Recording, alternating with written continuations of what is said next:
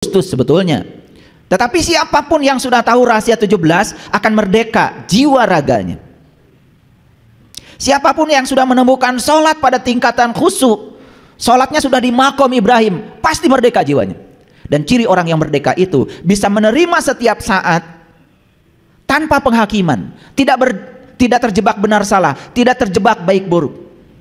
Karena semua masalah manusia berasal dari pikiran yang menghakimi. Begitu seseorang pikirannya sudah tidak menghakimi, tidak ada masalah. Jadi kalau saya harus percaya dan kemudian saya diancam kalau saya tidak percaya, kan saya semakin tidak percaya. Betul nggak? Karena percaya itu kan perlu ada bukti. Yakin itu perlu ada bukti. Yakin itu perlu ada argumen. Yakin itu perlu ada alasan. Setuju nggak dengan saya? Jadi baik percaya maupun tidak percaya, dua-duanya juga tidak bisa dipaksa. Nah, itulah metode pembelajaran saya di kelas ini. Karena saya tidak pernah memaksa kalian harus percaya. Tetapi saya mengajak kita untuk membuktikan. Makanya semua yang sudah membuktikan, yang sudah saya bicarakan, semua mengatakan yes. Makanya saya sering mengatakan, begitu seseorang itu sudah mencapai puncak kesadaran yang tertinggi, maka dia akan menjadi cerdas. Jadi seperti itu sebetulnya metode belajar. Para nabi, para rasul itu mengalami dulu, baru menceritakan yang beliau alami dalam bahasa verbal. Nah, kita sekarang itu tidak mengalami pengalamannya, tiba-tiba mencoba menafsir-nafsirkan bahasa verbal yang mereka sampaikan. Pengalamannya tidak ada. Itulah yang kemudian membuat kita menciptakan pembenaran setiap saat. Makanya kebohongan yang diulang-ulang lama-kelamaan juga dianggap sebagai kebenaran.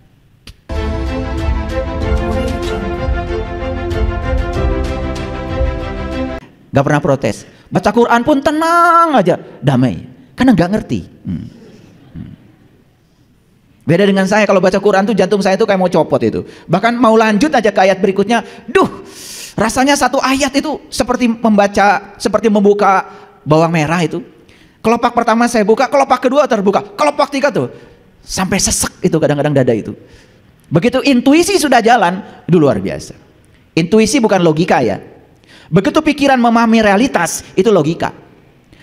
Tetapi begitu ruh mengalami pengalaman realitas, itu intuisi.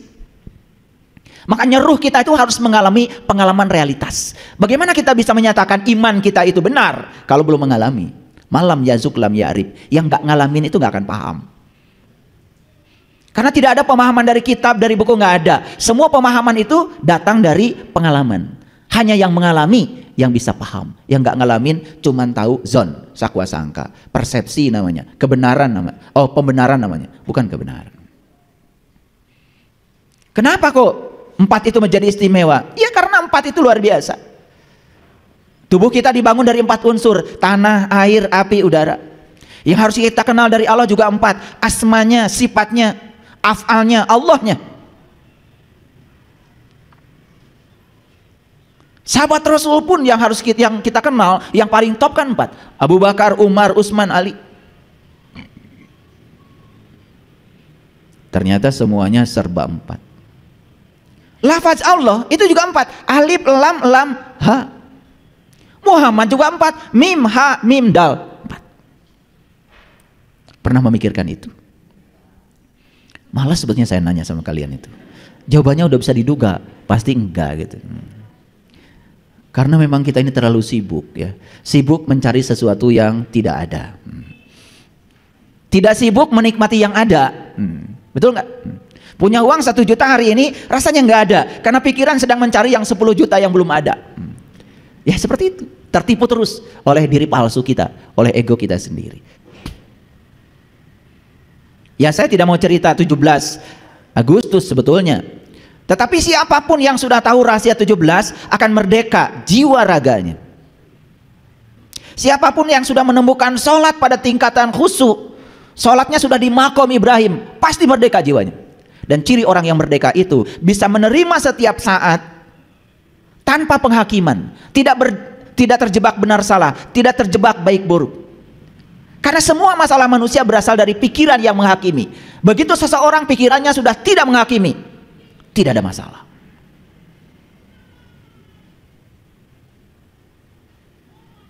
Makanya untuk bisa merdeka yang sebenarnya ya, kita harus tahu caranya. Kita harus mengetahui rahasia untuk memerdekakan jiwa terutama. Seperti kata Rumi tadi. Kuncinya sudah tergantung pada dirimu. Tetapi mengapa kunci itu tidak kau gunakan untuk memerdekakan jiwamu? Makanya begitu seseorang sudah merdeka, maka dia akan mengalami 8. Bulan Agustus bulan 8. 8 itu 8 lapisan kesadaran. Kalau kita bicara tentang lapisan kesadaran, di tradisi agama manapun yang saya pelajari selalu 8. Semua tradisi agama kalau berbicara kesadaran 8. Makanya waktu Isra Mi'raj Nabi Muhammad digambarkan secara simbolik, siloka, perumpamaan. Di langit yang pertama bertemu dengan Nabi Adam. Di langit yang kedua bertemu dengan Nabi Yahya. Di langit yang ketiga bertemu dengan Nabi Yusuf. Di langit yang keempat bertemu dengan Nabi Idris. Di langit yang kelima bertemu dengan Nabi Harun. Di langit yang keenam bertemu dengan Nabi Musa. Di langit yang ketujuh bertemu Nabi Ibrahim. Masuklah Sidrah Al-Muntaha. Langit di situ bukan langit secara fisik. Itu cerita tentang lapisan-lapisan kesadaran. Makanya kita harus bisa mencapai lapisan kesadaran yang tertinggi, namanya Sidrah Al-Muntaha. Walaqad ra'ahu nazlatan ukhra inda sidratil muntaha indaha jannatul ma'wa idh yaghsha sidrati ma yaghsha. Disitulah tempat pertemuan kita dengan alam asal kita, tempat pertemuan kita dengan jati diri kita. Maaf saya menyebut kata tempat karena tidak ada lagi cara untuk mengkomunikasinya. Yang sebenarnya Sidratul Muntaha bukanlah tempat, tetapi kesadaran puncak yang dicapai oleh setiap insan yang mau melakukan proses perjalanan menuju langit-langit yang lebih tinggi. Jadi langit itu menceritakan lapisan-lapisan kesadaran. Karena langit yang di sana nggak ada. Itu cuma ruang kosong antar planet kok. 19 itu kalau di Quran itu adalah pintunya neraka Syakor. Ada 19 pintu. Jika seseorang sudah merdeka jiwanya, maka kesadarannya akan meningkat sampai Sidrah Al-Muntaha. 19 pintu neraka itu tertutup rapat bagi dia. Maka 4, 5. Luar biasa. 4 sudah saya sampaikan ya. Semua hidup itu saraba 4. Kita menjadi tahu dan kenal kepada rahasia angka 4. Dan 5 itu kalau di Islam luar biasa ya. Itu kan rukun Islam. Islam itu adalah damai pasrah. Itulah puncaknya kehidupan. La tamutunna illa wa antum muslimun. Keren bukan? Keren ya kalau dibahas. Tapi hari ini topiknya bukan itu. Oleh karena itu, mari kita bersyukur hari ini kita masih dihadirkan, diberikan kesempatan untuk merubah cara berpikir kita, kualitas hidup kita. Semoga kehadiran kita di tempat ini menjadi berkah untuk diri kita, keluarga kita, dan seluruh semesta. Mari kita puji Allah bersama-sama membaca hamdalah. Alhamdulillahi rabbil alamin. Mari kita awali kajian kita hari ini bersama-sama memohon ridho dan berkahnya, seraya menyapa asmanya dengan kelembutan dan cinta, dengan membaca basmalah. Bismillahirrahmanirrahim. Topik kita hari ini adalah percaya dan tidak percaya, dua-duanya tidak bisa dipaksa. Percaya dan tidak percaya tidak bisa dipaksa. Maaf ya, saya mau cerita pengalaman saya. Waktu kecil saya mempertanyakan banyak hal. Saya mempertanyakan tentang Allah, tentang malaikat, tentang kitab. Saya mempertanyakan tentang Rasul. Saya mempertanyakan tentang hari kiamat. Saya mempertanyakan tentang akhirat. Wajar nggak kalau saya mempertanyakan itu? Wajar nggak? Wajar kan? Tetapi jawaban yang saya terima, ini pengalaman saya dari guru-guru ngaji saya, jawabannya tidak boleh bertanya itu, wajib percaya. Tambah bingung saya. Sedangkan wajib itu kan dilaksanakan dapat pahala, ditinggalkan dapat siksa. Kan dua-duanya juga itu kesadaran rendah. Coba, kita punya karyawan, dia itu melaksanakan pekerjaan karena berharap pahala, berharap pujian dari kita. Dan dia melakukan pekerjaan karena takut dapat hukuman dari saya. Kalau kita punya perusahaan dan karyawan kita semua begitu, maju nggak perusahaan? Bangkrut perusahaan kita. Kita butuh di perusahaan kita itu orang yang butuh bekerja, orang yang butuh untuk mengimplementasikan eksistensi dirinya agar dia eksistensi, keberadaan dia itu ada. Makanya ada 4 tingkatan motivasi. Pertama, motivasi hadiah. Dia melakukan sesuatu karena ingin dapat hadiah. Ini motivasi paling rendah. Yang kedua, motivasi ancaman. Dia melakukan sesuatu karena takut dengan ancaman. Dua-duanya motivasi ini rendah. Agak waras sedikit yang namanya motivasi kebutuhan. Dia melakukan sesuatu karena sudah mulai butuh. Dan yang paling tinggi tingkatan motivasi yang disebut dengan motivasi cinta. Dia melakukan sesuatu karena senang melakukannya. Nah, kita butuh karyawan yang tingkat motivasinya kan di situ sebetulnya. Jadi kalau saya harus percaya dan kemudian saya diancam kalau saya tidak percaya, kan saya semakin tidak percaya. Betul nggak? Karena percaya itu kan perlu ada bukti. Yakin itu perlu ada bukti. Yakin itu perlu ada argumen. Yakin itu perlu ada alasan. Setuju nggak dengan saya? Jadi baik percaya maupun tidak percaya, dua-duanya juga tidak bisa dipaksa. Jadi tidak bisa, pokoknya harus percaya. Wah, kalau sudah pokoknya harus, itu semakin tidak percaya. Coba praktekkan cara mengajar yang semacam ini pada anak-anak kita sekarang. Yang lahir di abad milenial, yang tingkat berpikirnya sudah sangat kritis. Sangat kritis, sangat kreatif. Bahkan anak-anak kita sekarang nih, belum bisa baca saja, kasih HP. Dia sudah bisa main HP. Padahal belum bisa baca. Tapi dia bisa mengerti semua fitur-fitur yang ada itu ditangkap dengan logikanya. Kayaknya ini panah ke kanan, ini panah ke kiri, ini panah ke atas, panah ke bawah. Panah itu ditangkap oleh pikirannya sebagai petunjuk arah. Padahal baca saja belum bisa.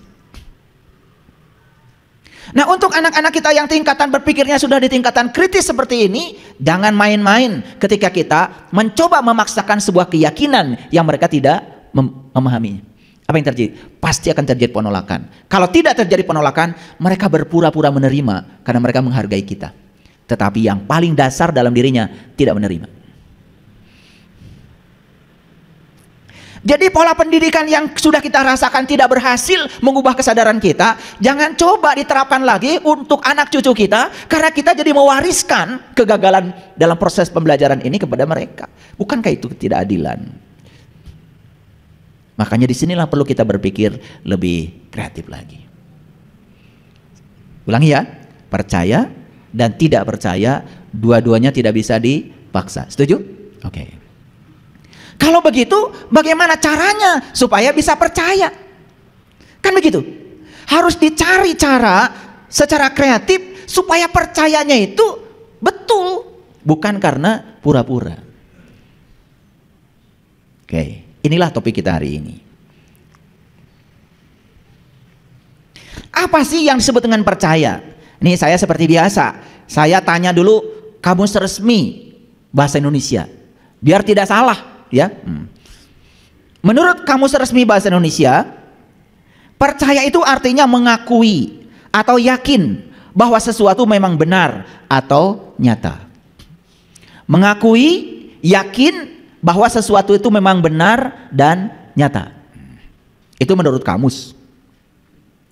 Seseorang itu baru bisa mengakui sesuatu, baru yakin akan sesuatu kalau itu sudah nyata. Betul? Oke. Nah, saya lihat lagi definisi lain dari percaya, masih di kamus. Menganggap atau yakin bahwa sesuatu itu benar-benar ada. Paham ya? Ya. Jadi kalau percaya itu mengakui dan yakin bahwa sesuatu memang benar dan nyata, percaya itu menganggap atau yakin bahwa sesuatu benar-benar ada, berarti tidak percaya nggak usah dibahas. Sebaliknya bukan? Oke. Jadi oleh karena itu maka percaya dan tidak percaya dua-duanya tidak bisa dipaksa. Jadi kalau saya belajar psikologi, ya, bapaknya psikologi namanya Sigmund Freud. Itu yang disebut dengan bapak psikoanalisis. Makanya teori Sigmund Freud itu banyak sekali dipraktekkan untuk healing. Salah satunya adalah hipnoterapi. Membongkar alam bawah sadar untuk healing. Karena apa? Karena diyakini kalau penyakit fisik itu kebanyakan karena terlalu banyak sampah di alam bawah sadar. Karena alam bawah sadar manusia itu disebut dengan long term memory, memori jangka panjang. Setiap ada stimulus yang mengingatkan, sampah itu akan keluar. Gitu. Karena sebetulnya tidak hilang, hanya perlu stimulus untuk mengingatkannya. Misalkan ada orang yang menyakiti namanya X. Nah, ketika mendengar nama X, padahal bukan orang itu, terstimulasi itu, ya. Padahal bukan X yang itu. Yang X ini orang mana, yang X ini orang mana, cuman ada kesamaan nama karena pernah disakiti oleh si X yang itu, terstimulasi. Itu artinya alam bawah sadar itu masih menyimpan memori. Dan hati-hati itu, ketika kita membawa kita ke masa lalu, kalau memori itu masa lalu, pasti kita akan sedih. Dan ketika kesedihan itu datang, tubuh kita memproduksi hormon-hormon kortisol. Dan itu yang membuat tubuh kita menurun tingkat imunitasnya. Gampang sakit, gampang pegal-pegal, gampang pusing. Karena semua penyakit fisik itu sumbernya dari sana. Nah, Sigmund Freud itu terkenal dengan psikoanalisis. Karena beliau itu ya mengajukan begitu banyak ya saran dari hasil risetnya untuk healing. Makanya ya ada buku yang bagus, You Can Heal Your Life. Nah, buku itu memuat daftar penyakit berdasarkan kesalahan berpikir. Nah, sebagian dari apa yang ada di buku itu sudah saya tulis ulang di buku saya yang judulnya Menembus Sidratil Muntaha. Di situ sebetulnya ada daftar penyakit berdasarkan kesalahan berpikir. Jadi oleh karena itu maka penyembuhan penyakit itu mengubah cara berpikir. Masa lalu itu jelas tidak bisa diubah, tapi cara memandang masa lalu bisa diubah. Itu yang bisa dilakukan sekarang. Nih, untuk sahabat-sahabat yang sedang sakit secara fisik saya kasih tahu. Ini disinggung sedikit kuliah ke sana ya supaya mengerti. Ini kuliah sains ya supaya ngerti sedikit lah gitu. Makanya gaul dikit hidup itu.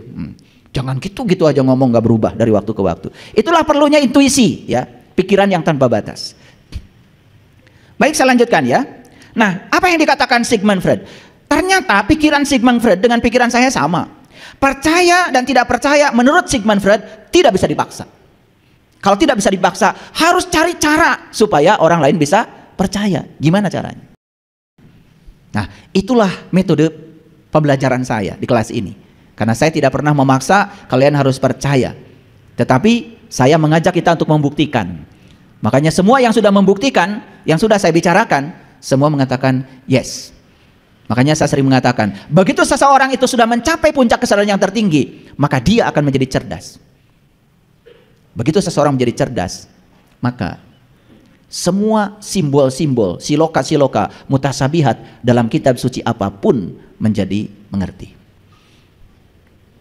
Saya punya komunitas ya. Ada seseorang, mohon maaf, dia itu tidak saya ubah keyakinannya dan tetap di keyakinan yang lama. Cuman saya tunjukkan, apakah Anda sudah kenal jati diri Anda? Dan orangnya sangat terbuka. Begitu saya bimbing untuk mengenal jati dirinya, apa yang terjadi? Dia pulang dan kemudian membaca ulang kitab suci keyakinan dia. Dan dia menangis. Semua bagian yang dia baca itu dikasih stabilo. Kenapa? Dia merasakan getaran yang luar biasa. Mengalami dulu baru memahami. Tiba mencoba menafsir-nafsirkan bahasa perbar yang mereka sampaikan. Pengalamannya tidak ada. Itulah yang kemudian membuat kita menciptakan pembenaran setiap saat. Makanya kebohongan yang diulang-ulang lama-kelamaan juga dianggap sebagai kebenaran. Mana yang paling bagus? Merasakan madu dulu baru berbicara tentang madu? Atau berbicara tentang madu belum merasakan madu? Orang yang sudah merasakan madu ketika berbicara tentang madu tidak akan jauh dari pengalamannya. Tapi orang yang berbicara madu belum pernah merasakan madu, pasti akan membuat tafsir tentang madu. Yang berbahaya, tafsir yang dia buat itu diberikan kepada banyak orang. Lalu ada gambaran baru tentang madu karena sudah disampaikan berulang-ulang. Kan sangat berbahaya. Semakin jauh kan dari kebenaran, itu yang disebut dengan dolalam ba'id, itu yang disebut dengan kesesatan yang jauh. Tetapi orang tidak menyadarinya karena lebih suka membaca apa kata orang. Betul nggak? Padahal orang yang menuliskan pernyataan tentang madu itu sampai sekarang dia boro-boro minum madu. Lihat madu aja barangnya kayak apa? Belum. Tapi itu sudah jadi buku tentang madu dari orang yang belum pernah melihat dan merasakan madu. Bahaya nggak? Semua orang akan mengikuti dia. Apalagi sudah pakai gelar itu gelar ini yang ngomongnya. Tambah berbahaya. Betul nggak? Nah, lucunya kita itu kalau lihat tulisan apa saja nggak pernah tanya.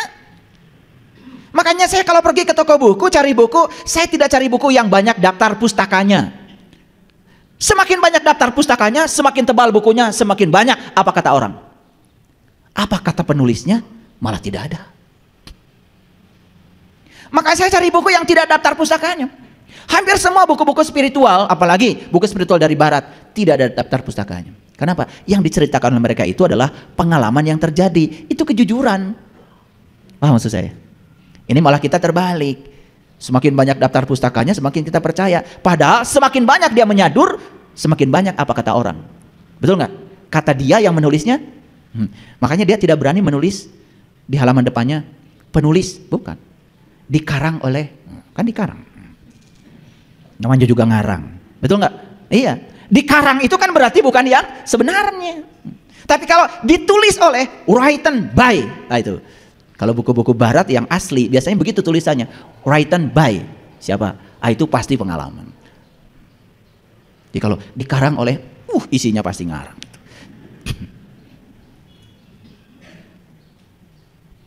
Baik. Ada siloka, ada perumpamaan. Hati-hati nih. Leluhur kita itu cara mengajarkan sesuatu kepada kita menggunakan bahasa tingkat tinggi, namanya bahasa siloka. Bahasa lainnya adalah perumpamaan. Bahasa Arabnya adalah amsal, misal, itu bahasa Arabnya. Dan ternyata Quran itu banyak sekali silokanya, perumpamaannya. Lucunya itu perumpamaan dipahami betul-betul sebagai kenyataan. Itu yang salah konsep. Contoh, Shirathul Mustaqim kata orang tua kita, rambut dibelah 7. Otak kita langsung mikir, begitu rambut dibelah 7, ya rambut dibelah 7. Gimana gergajinya ya? Betul? Dan katanya itu jembatan itu membentang dari A ke B. Di bawahnya api yang menyala-nyala. Kan sudah ruwet pikiran kita. Betul nggak? Mana rambut dibelah 7, rambut satu aja kemungkinan jatuh sudah besar. Apalagi rambut dibelah 7. Merenan kakaragan nete geus raheut. Rambut dibelah 7 kan lebih tajam daripada silet. Betul nggak? Jadi kemudian dibayangkan siloka itu seakan-akan yang sebenarnya. Padahal kalau kita mau belajar di Quran, Shirathul Mustaqim itu kata Quran, jalannya orang-orang yang dapat nikmat. Yang dapat nikmat cuma 4, para nabi, para siddiqin, para syuhada, para sholihin. Itu kata Quran. Dan Shirathul Mustaqim itu disilokakan oleh leluhur kita, rambut dibelah 7. Kenapa di Arab kalau orang tawaf 7, sa'i juga 7, batu melempar jumroh 7. Coba cari rahasia di balik angka 7 itu sampai menemukan yang sebenarnya, bukan siloka yang diyakini. Paham maksud saya? Kan sekarang ini kita meyakini siloka, meyakini perumpamaan. Itu kan yang membuat kita jadi tidak merasakan apa-apa. Paham?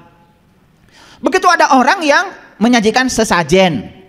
Ada kasus tuh di Gunung Merapi, sajen ditendang oleh orang tertentu. Harus diterima nggak dia waktu menendang? Ya kalau kita merasa diri sudah sadar, terima aja, dia belum sadar. Dan yang belum sadar itu kan belum pernah sadar. Ya biarkan aja di tingkat itu. Bukan penghinaan, nggak ngerti kok. Dia tidak menghina, cuman nggak ngerti. Padahal sajen itu sastra jenda, sajian, itu cara leluhur kita berkomunikasi dengan kita, dengan alam. Dan dibalik dari barang-barang yang ada dalam sajen itu kan sebetulnya semua simbol-simbol yang syarat dengan makna tingkat tinggi. Kalau kita belajar sajen ya, di situ ada parupuyan. Parupuyan tahu? Parupuyan itu ya, itu semacam tungku yang terbuat dari tanah liat, kemudian dikasih arang, dan kemudian disulut, kemudian timbul bara. Betul nggak? Itu parupuyan namanya. Terbuat dari apa? Dari tanah. Tanah apa? Tanah liat. Berapa unsur yang membentuk parupuyan? 4. Tanah, air, api, udara. Parupuyan itu lambang dari tubuh kita. Ada api di situ. Coba, parupuyan itu baru berguna kalau ada apinya. Begitu ada apinya, membakar apapun bisa. Betul nggak? Membakar kemenyan juga jadi wangi, kan begitu. Apa maknanya? Itu simbolik dari leluhur kita bahwa diri kita ini tubuh harus ada apinya, ada yang menghidupkan di dalamnya. Kalau kita sadar dengan itu, tubuh ini jadi berguna. Kalau tidak sadar dengan itu, tubuh ini mati. Hebat nggak leluhur kita? Cuman kita belum mengerti, sudah menjas. Seakan-akan sajian itu adalah persembahan buat jin, buat kuntilanak gitu. Serendah itu penilaian kita pada leluhur kita sendiri. Ngerti juga enggak? Mereka itu tidak membuat persembahan pada siapapun. Hanya pesan bahwa, lihat loh parupuyan, ada baraknya, baru berguna. Maka kalian itu hidup baru berguna kalau bisa memahami dan mengenal sejati dirimu yang menghidupkan tubuhmu. Gitu. Dalam sesajen itu ada kopi panas, ada kopi pahit, kopi manis, teh pahit, teh manis. Aduh, kalau itu dibahas tidak akan cukup 2 SKS saya menjelaskannya. Teh itu di mana tinggal? Di tempat yang dingin. Teh itu bergerombol hidupnya. Betul? Dan teh itu ditempa oleh panas, dingin, hujan, badai. Tetapi walaupun ditempa dengan begitu, tetap saja dia menghasilkan pucuk teh. Dan pucuk teh itu tidak selesai, kemudian digarang, betul? Di oven, dipanaskan. Setelah itu belum cukup, harus diseduh untuk menghasilkan air teh. Itulah perjalanan hidup kita seperti itu, bukan? Betul nggak? Ada kopi, kopi itu luar biasa. Kopi itu kalau dia sendiri, ya tumbuh sendiri, homogen, mati tuh pohon kopi. Karena pohon kopi itu harus hidup di tempat yang heterogen. Ada pohon pisangnya, bawahnya kopi tumbuh tuh. Semakin hium, semakin banyak pohon-pohon di sampingnya, semakin bagus tumbuhnya kopi. Kopi itu mencerminkan tentang heterogen kehidupan. Kita ini tidak mungkin hidup bertetangga sama semua. Mungkin saja kita bertetangga dengan suku A, suku B, suku C, keyakinan A, keyakinan B. Jadilah seperti kopi. Tetap adem. Coba, pesannya luar biasa. Udah. Setelah timbul buah diapakan? Dipesek, dibuka, kemudian digarang kopinya, ditumbuk. Gak cukup, diseduh. Tapi kemudian jadilah air yang menyegarkan kopi. Pada seneng kan? Itu siloka. Siloka itu sebetulnya adalah bahasa makna yang dikomunikasikan hanya orang-orang yang cerdas yang bisa menangkap maknanya. Orang-orang yang tertutup gampang sekali menilai, tidak akan bisa memahami itu. Udah dengarkan saja, ada di YouTube kok. Saya sudah cerita tentang sajen, ya, lebih lengkap lagi. Karena hari ini bukan itu. Baik, kita lihat. Ada Quran nih, surat Al-Baqarah ayat yang ke-26. Mari kita masuk dulu pada kajian Quran. Sesungguhnya Allah tiada segan membuat perumpamaan berupa nyamuk atau yang lebih rendah dari itu. Adapun orang-orang yang beriman, maka mereka yakin bahwa perumpamaan itu benar dari Tuhan mereka. Jadi yang yakin akan perumpamaan itu hanya orang yang beriman. Siapa orang yang beriman? Yang sudah mengalami, yang sudah merasakan, yang sudah terbuka pintu kolbunya, yang sudah menyaksikan. Bagi mereka yang sudah sampai di tingkatan itu, perumpamaan itu bukan perumpamaan lagi, sudah nyata dalam dirinya. Maka di Quran Allah berkata begini, ya. Sebelumnya aku berbicara kepadamu dengan perumpamaan, dan kini aku berbicara kamu dengan nyata, senyata-nyatanya. Bagi siapa itu? Bagi yang sudah mengalami Allah. Bukan siloka lagi. Yuk baca lagi ayat ini, ya.